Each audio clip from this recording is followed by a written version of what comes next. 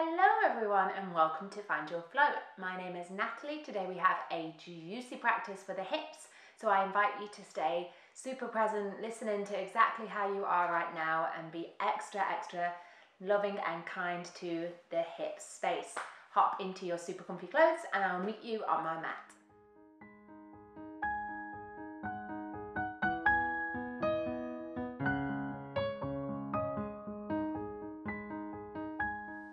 Alrighty, so jumping into our hip opening sequence today, and not just sending love to, of course, one part of the hips. We're going to be spreading it all around, all of the different bones, muscles, ligaments that make up the hip space. So coming down to the ground, we are going to start lying in a shavasana, really making sure that you're super comfy here. Taking any support if you want to underneath the lower part of the hamstring, and if this is uncomfortable for the hip flexors, you might like to bend the knees, bring the soles of the feet nice and wide on the ground.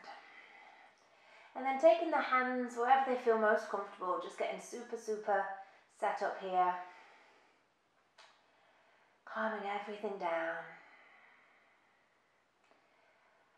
Coming to ground ourselves onto the support of our mat or our surface beneath us, whatever we have.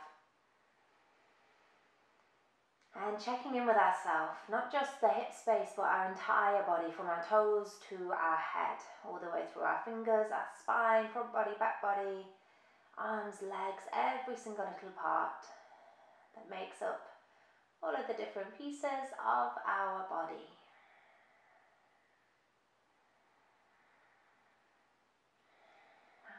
Just breathing here as we check in and start to find a little bit more of a stillness, perhaps getting all of the wriggles out of the way.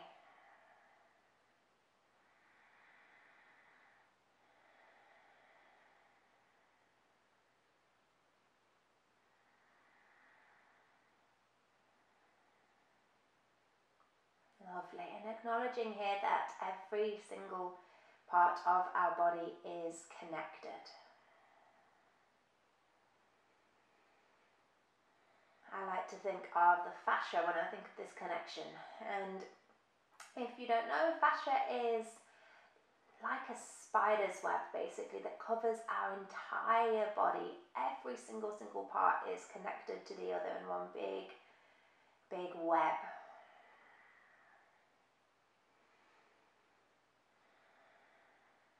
So as we move one part of our body, how might this affect another part of our body?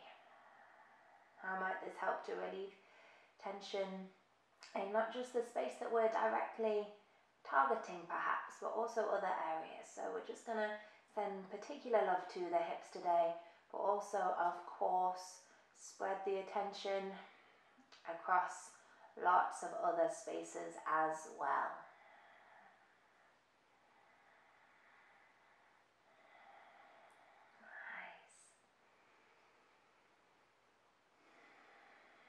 Taking a few more deep breaths here, really feeling that diaphragm working, that diaphragmatic muscle, inflating everything as we breathe in, and as we breathe out, pulling that diaphragm back in towards the spinal center. If you want to learn a little bit more about that, check out the triangle breath video, also from the NOURISH collection.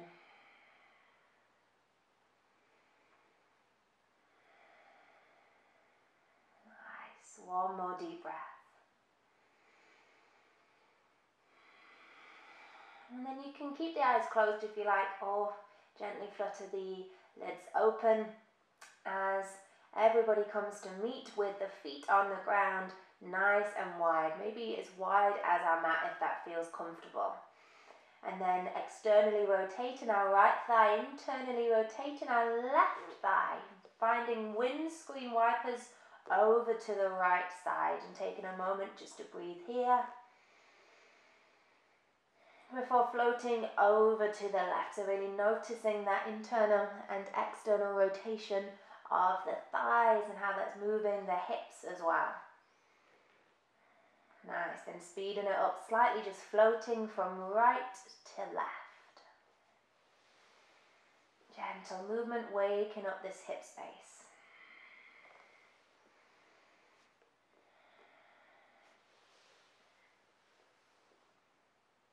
And then whenever you're ready, coming back to center to meet here, we will hug the right leg all the way up and in towards our armpit space. And if the hip flexors are particularly tight, we can keep the left foot to the ground like we have here, or if we can explore a little bit more space, we can lengthen the leg out long. So make it work for you today. But really just hugging this right knee up and in as far as is comfortable. And start to rock from side to side. Taking the knee out and then crossing it in towards the center of the body.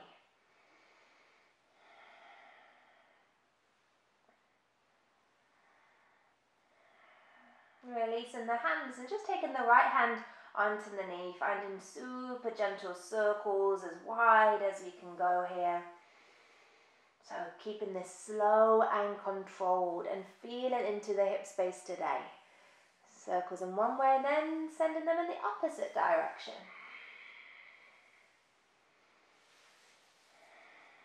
Nice.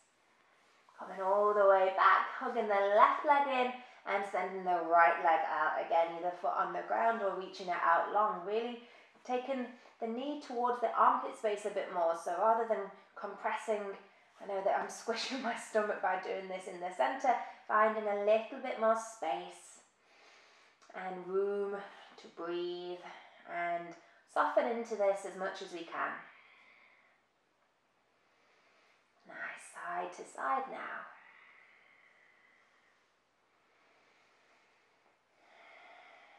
And taking the intention with us throughout the rest of our practice to, I'm just going to start to find circles now, to really not worry so much about how we look in our posture or how far we are to the ground or wherever it is that our destination is, and just circle in the opposite direction.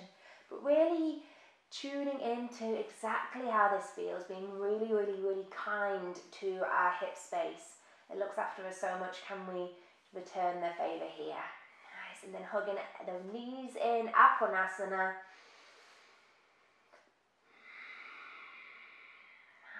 Hands float to the hamstrings, chin towards the chest, and start to roll up and down the length of the spine.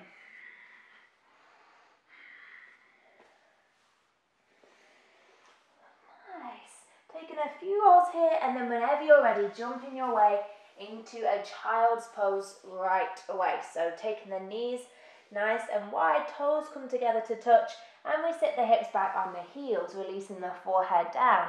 Instantly noticing and listening to where we might like to find a little bit more support from our at-home prop. So if you don't have a yoga block, that's fine. You can use a towel, cushion, pillow, whatever you have, perhaps to bridge the gap between the earth and your forehead, or maybe the hips and your heels. So really take as much as you like here, but find this sense of drawing the glutes and the hip bone back towards the ground and towards the heels. Nice. And if it doesn't feel good here to have the knees wide, we can always bring them a little bit closer together, just playing with this, knowing what feels good for us.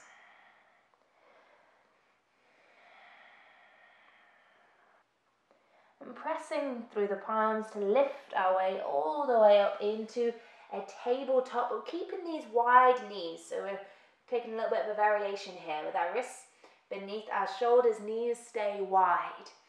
And finding a cat pose as we curl our tailbone down, rolling and arching our spine high, dropping our gaze, and then lifting the tailbone, float the tummy down, lift our gaze all the way forwards into cow pose. Nice, coming back, neutral spine, knees come back to parallel. As we take the right leg out nice and wide. You can bring the foot to the ground if that feels good, if that's accessible for you. And again, we're just going to find that cat-cow from here. So curling the tailbone down, arching the spine, dropping the gaze. Notice how this feels. And moving with the breath, letting it lead the way. We lift our tailbone, roll through the spine, lift our gaze. Nice. Rock all the way back to our neutral spine. Take the right leg back in and send the left leg out long. Just feeling into this first before floating down into cat pose. Really arching the spine like an angry cat. And then lifting, floating all the way through. Keep pressing through the palms to lift out of the shoulder space. And coming back, tabletop. Nice. From our tabletop, all fours, tucking the toes under, sitting back onto the heels. We'll reach the arms out in the front. And as we press down through the palms, we'll lead with the hips, lifting them high, downward facing dog. And remember, everything's connected. So just feel this fluidity as we float the heels down one side and then the other. Wiggle the hips from side to side.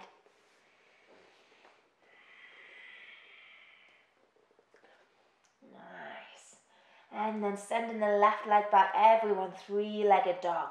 We'll bend the left knee and step it all the way forwards.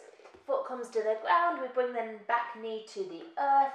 Hands either side of the front foot in a low lunge. Now if we want to lift the ground a little higher, we can use whatever we have for our at-home props to find that a little bit more space. Making sure that wherever we aren't collapsing and rounding through the spine, but really pressing away from the earth to lift a little taller.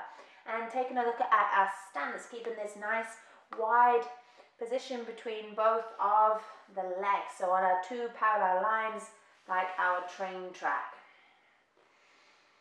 Staying here in our low lunge, nice long neck. And then tucking the back toes under, lifting that back knee off the ground. And then lowering. Keeping the toes tucked as we lift and lower. And maybe we find a really slight rocking forwards and back here, lifting up and down. Nice. 2 more times.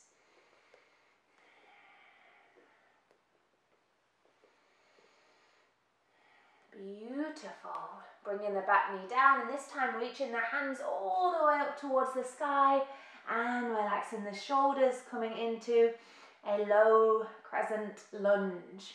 Taking the right wrist with the left hand, reaching tall and then folding over to the left side. Remember to put some padding underneath the back knee if you need some. Really take what you need, stretching into that hip flexor. Nice.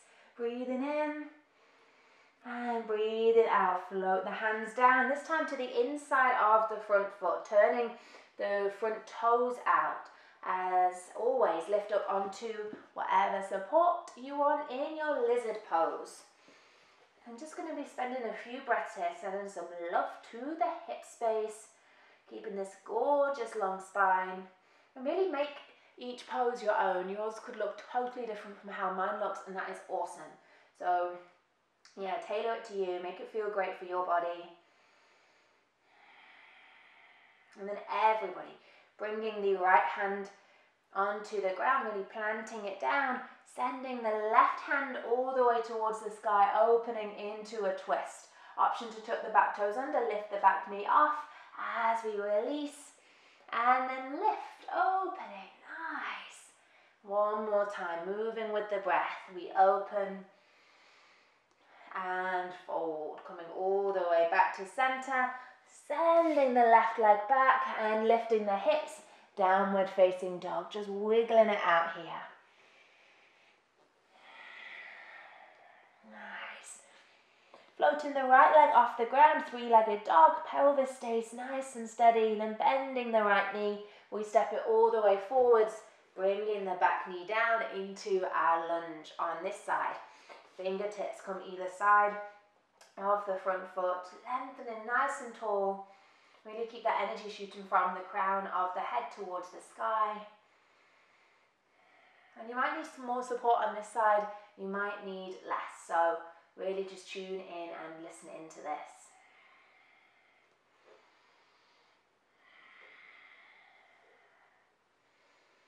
Beautiful. Everybody tucking the back toes under. Lift the back knee off the ground. Send away through the heel. And then release. Lifting off. And softening down. Find that really slight rocking forwards and back as we lift up and off. Keeping this not so linear, but find a little bit more juicy movement here. Couple more times.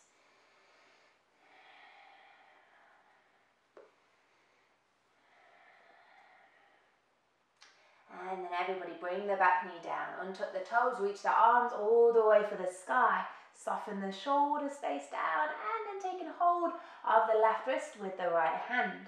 We reach tall and then fold over to the right side, keeping our front toes soft.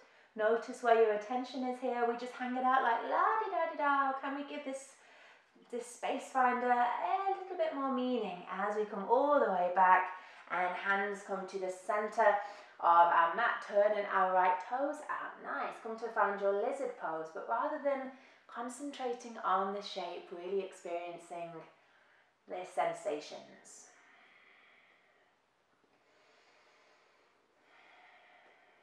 And it's absolutely crazy. I always find how much hips in particular really can change from one day to the next. One day I'm cool on my hands, one day I need some support, one day I'm down on my forearms chilling out, and yeah, it's just crazy how much it changes.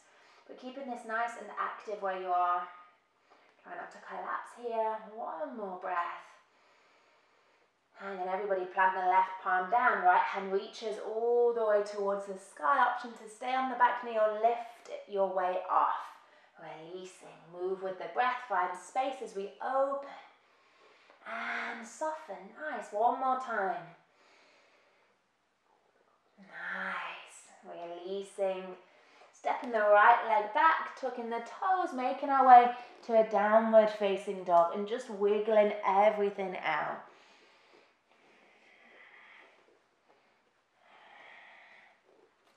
And then walking the feet forwards towards the hands, coming into Uttanasana, forward fold.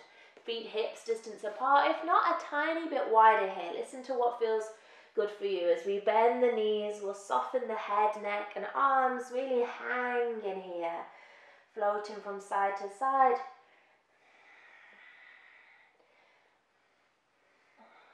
And this bend in the knees really sends some kisses to the backs of our legs and our lower back. So make sure we keep this bend here. Gorgeous. Coming back to center.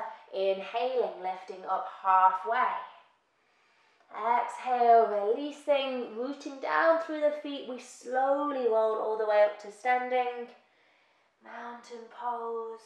And then reach for the sky with the arms. Floating them all the way down. You guessed it, chin towards the chest, rolling towards the earth.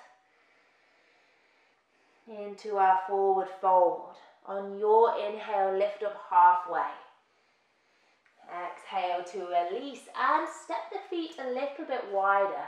Turn the toes out. They can come off your mat if that feels great for you. We're going to bend our knees generously and come to sit back in Malasana, a yogic squat. So in our squat here, if you do have quite a lot of space here, can we be really mindful not to just collapse and, you know, chillax here? So really keeping this active, always keeping a little bit of movement as we rock from side to side. And if we're working on this space here, which is probably why you chose this video, again, take what support you need. If you want something underneath the heels, we can take that. We can have something underneath the hands, or as support underneath the hips and bottom space. So totally tailor this to work for you. Nice. Everyone float your way back to center. Lengthen the legs back into forward fold. And then planting the palms, stepping both feet back into downward facing dog. Now we can do this next move from our down dog or come down onto tabletop. I'll demonstrate from tabletop here, so just listen to what feels great. We'll float the left leg off the mat behind you and bend that left knee, starting to draw circles in one direction with the hip. So we're either down here in tabletop or lifting our way up into downward facing dog, but choose what you want to do for your energy here. Send your circles in the opposite direction. And wherever we are, keeping the pelvis nice and sturdy and stable. Nice. Now stepping this left foot all the way forward, lifting that back knee off the ground. We pivot the right foot to the earth, toes turning out. And then left forearm comes to the left thigh, right hand to the heart space as we spiral it open towards the right side. And reach the hand towards the sky or forwards into our side angle pose. Lots just happened there, so really take what you need. We might like to bring the left hand down onto some of our support or onto the earth. And again, if you do have quite a lot of space here, really be mindful not to just collapse into this pose. We're still keeping it active, pressing away towards the earth through both feet, lengthening through our right side body. And finding one more breath here. Beautiful. Both hands come down towards the ground as we start to pivot into a wide-legged forward fold facing sideways on our mat. Toes face forwards. The outer edges of the feet are grounding down, and we can bring our hands to the earth, and if they don't touch, no worries. Again, take what you need. As much support as you would like to. Hands can even be on the hips. So really just allow this space to be eased into rather than pushed or cranked into. Nice, one more breath here.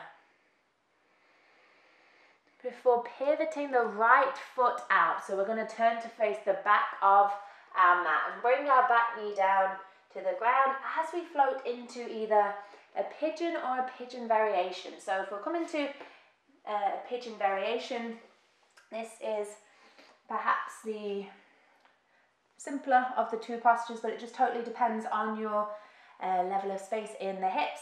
So coming to sit onto the right glute and really look down at the legs, keeping both knees bent in like a thunderbolt position here.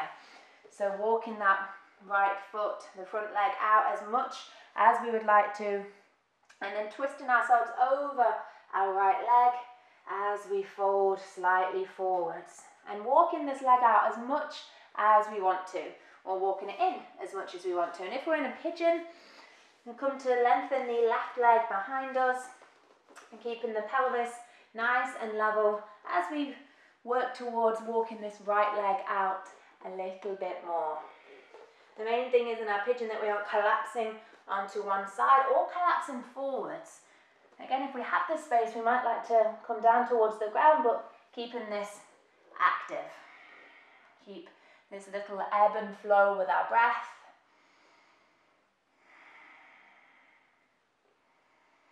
Nice. Then wherever you are, everyone, lifting onto the hands, tucking the back toes under, making your way into downward facing dog or all fours tabletop. Whatever you did last time, you might like to come and do the same thing this time. So floating the right leg back behind you, bending that right knee and inviting those circles into the body. And really imagine we're carving a big line through space with the knee. And send your circles in the opposite direction.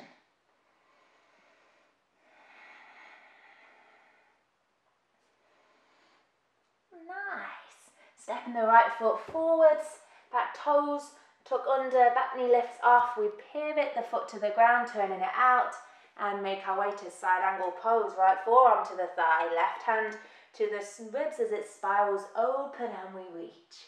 Beautiful. But then make this your own here. Don't collapse, keep active. Notice all of the beautiful things that are happening here, as well as finding some space in the hips. Nice. One more breath here. And then pivoting our right foot out, coming to a wide-legged forward fold, facing sideways on our mat. Remember, taking what support you need here.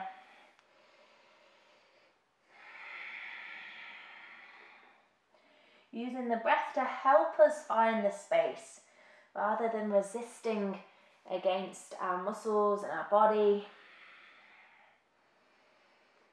Nice, then pivoting the left foot out and bringing the right knee down to the ground, coming either into our thunderbolt pose or our pigeon pose. So thunderbolt, taking a look at the legs, nice crisscross here, and twisting over to the left side. If we're in our pigeon, lengthening the right leg back behind us, and in time working towards bringing that left leg up a little bit more.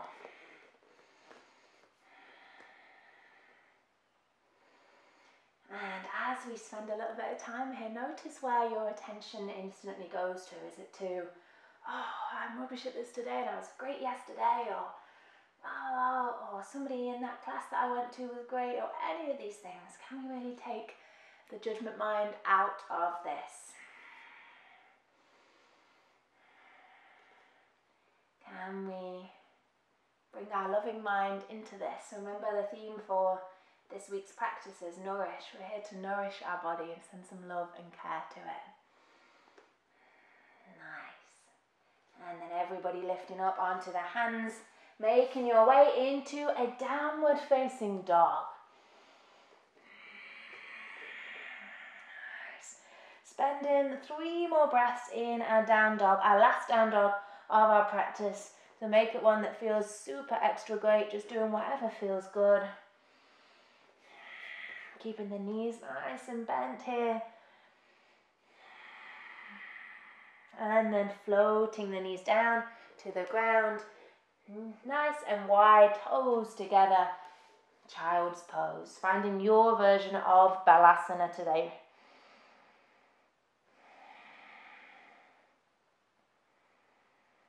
And although we are obviously down near the ground, it's quite easy to find a little bit of compression as we kind of curl into this. So noticing the space that we still have in the back body and the side body and the front body, but particularly in the back, as we perhaps notice our skin stretching as we breathe in and out. Notice all of the little subtle things that we can feel here, even though we're not moving very much in our child's pose. Most of the time there's more beauty to be had when we aren't moving, and more signals that our body sends asking for us to listen to. Nice. Pressing into the palms, we lift up nice and slowly. Take your time and scoot our legs round to one side, coming to sit on our mat with our legs out long. And if you would like to, finding a little bit of extra height underneath the hip space here. And then whenever you're ready, hugging the right leg all the way up and in. And if we can we potentially take the right foot and cross it over the opposite side of the left leg? Or another option here is to bend the left leg underneath the right side. And wherever we are, we're going to come into a twist. So hugging the left arm around the right leg and floating the right hand behind you, fingertips on the ground, or lifting onto some support from your props. And this is a great twist for the spine and our insides as well, and the internal organs, getting a nice massage there, but also You might be able to feel this around the hip space. Obviously the hips are connected to the glutes and the hamstrings and the thighs and the deep abdominals and the spine, the back, everything. So sending a little bit of love and space to this area now, just keeping tall through the spine, and enjoy this. Inhaling to lift a little taller, exhale, maybe twist a little more through the rib cage, but remember we aren't looking to use our arm here to crank into anything, more there for the support and the guidance. And then on your next exhale, make your way back to center. Send the left leg out long, no, the right leg out long, and come to, if you can, cross the left foot over the other side of the right leg, and maybe the right leg underneath the left side, wherever we are, hugging the right arm around, and then sending the left hand and fingertips to the earth behind us, inhaling to lift tall in our twist, exhaling to travel a little deeper if there is the room today.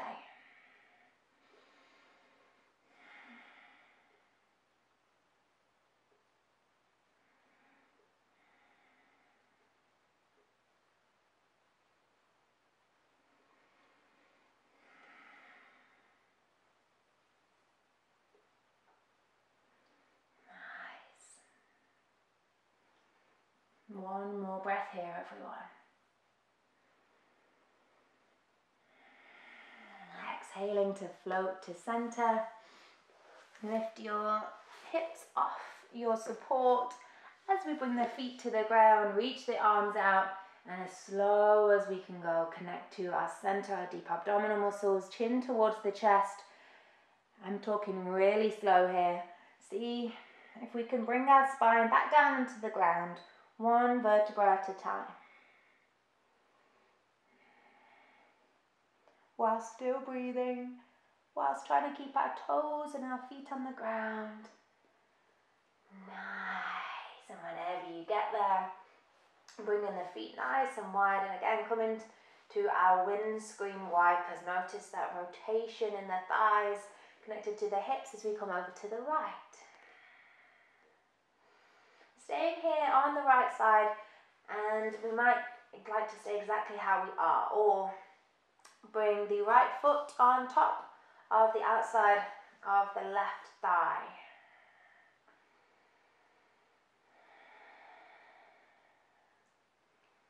Nice, making your way back over to the left side. And again, you might like to cross the left foot over the right thigh. Careful not to go on the knee space so much, we don't want to put pressure there.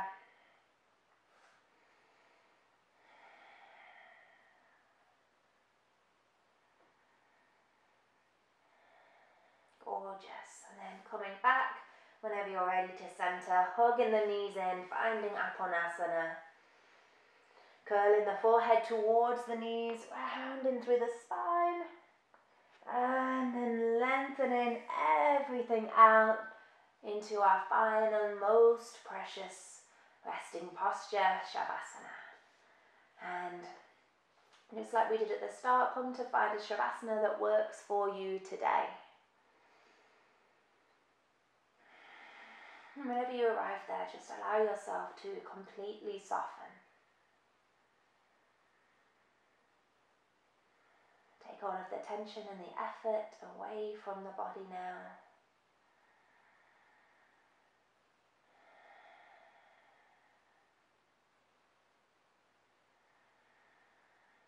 And tune in once more to how every single part of your body feels. Think of that spider web fascia connecting everything as one big piece.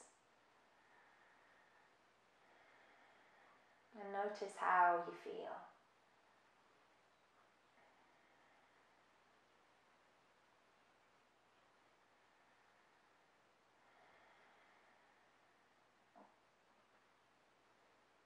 And don't worry, this isn't, there isn't some particular way that you have to feel. There never ever is.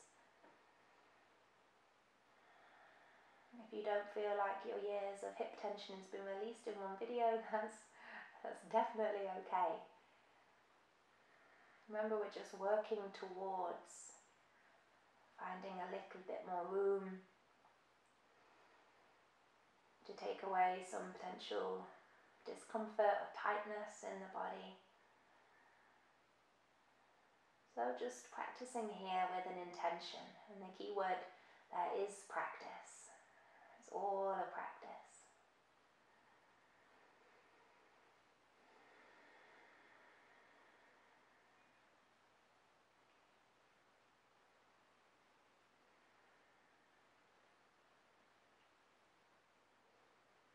Letting the breath come and go a few more times.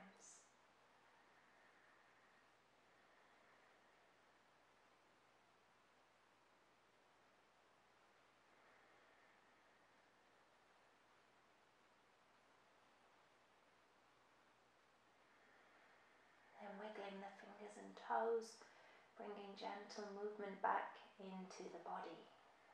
In any way that feels good, just listen in.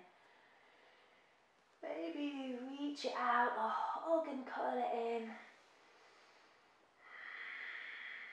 In your own time, rolling onto your right side.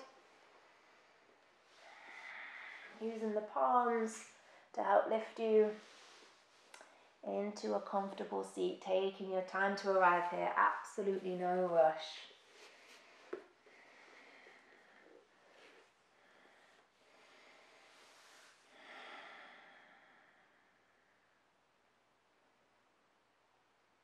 And everybody, either keeping the hands where they feel most comfortable, or if it resonates, bringing the hands together at the heart, lightly touching. And then bowing our head towards our heart space. I thank you so much for your time and for your energy, for joining me in this practice today. I'll see you next time. Namaste.